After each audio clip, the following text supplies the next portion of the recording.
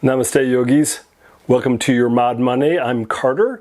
Today we're breaking down half pigeon pose for everybody that has maybe tight hips, maybe a bum knee, or maybe sensitive ankles. Let's get to it.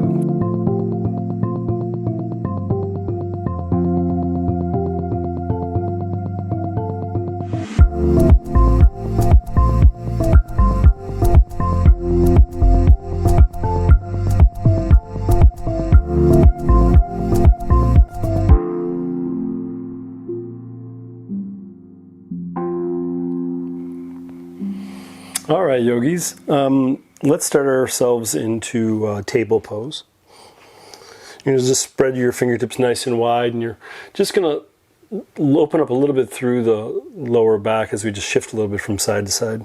Bring your knees a little bit closer together. Extend your left leg behind you. Let's show you an extend. So you're just extending, lengthening here, pushing through the heel. On your exhalation, draw your knee towards like your left side of your breast. And just round a little bit through the back. And then you're just going to take that left shin down.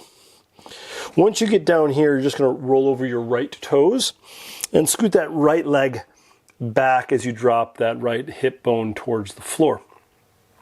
So the beginning alignment is that right leg is extended long behind you, right toes are pointed. And you have a nice bend here in the knee, so you're pressing down into the shin.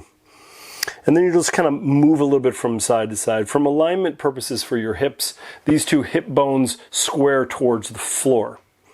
And then we're just going to lengthen a little bit here. So as we bring our awareness to that left hip, we're going to take the left hand, we're just going to do a little external rotation of that left thigh so we can find out if there's any impingement in that left hip crease. And then we're going to lengthen. So the first thing that we're going to do is kind of get a sense of where that sensation is in that left hip.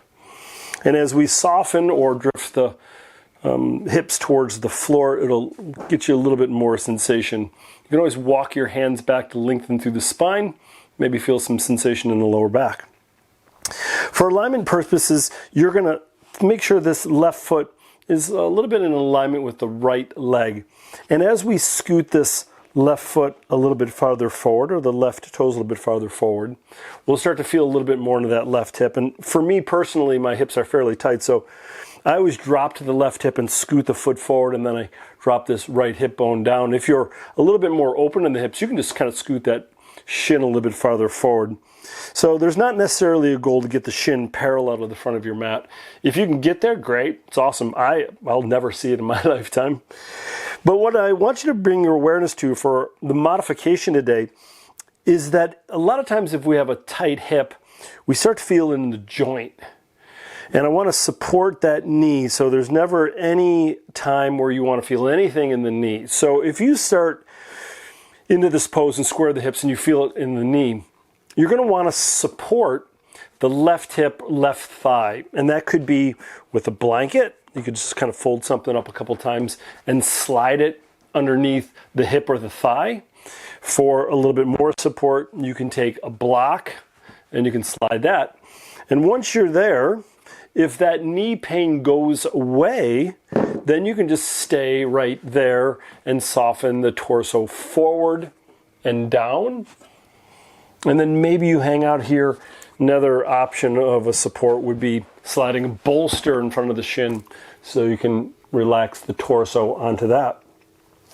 Once you're getting into that pose, there's these little micro adjustments you want to bring yourself aware of. You're going to internally rotate the right thigh as you drop the right hip bone. You can always roll over the right toes and move that right knee around to make sure that alignment is feeling pretty good. You always have an option of sliding something soft underneath the left knee if there's any sensation that's uncomfortable there.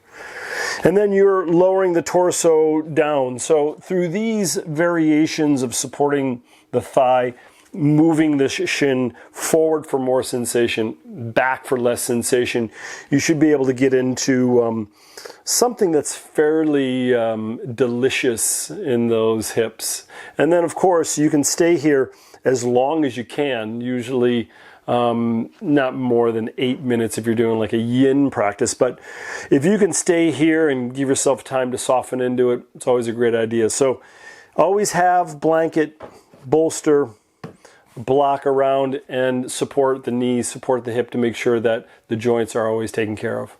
See you on your mat and keep up the good work. Nice work showing up for your practice. If you like this video, give me a thumbs up. If you have any questions or comments, please leave it in the comment section below. Make sure you subscribe to keep updated to the latest content. See you on your mat. Namaste.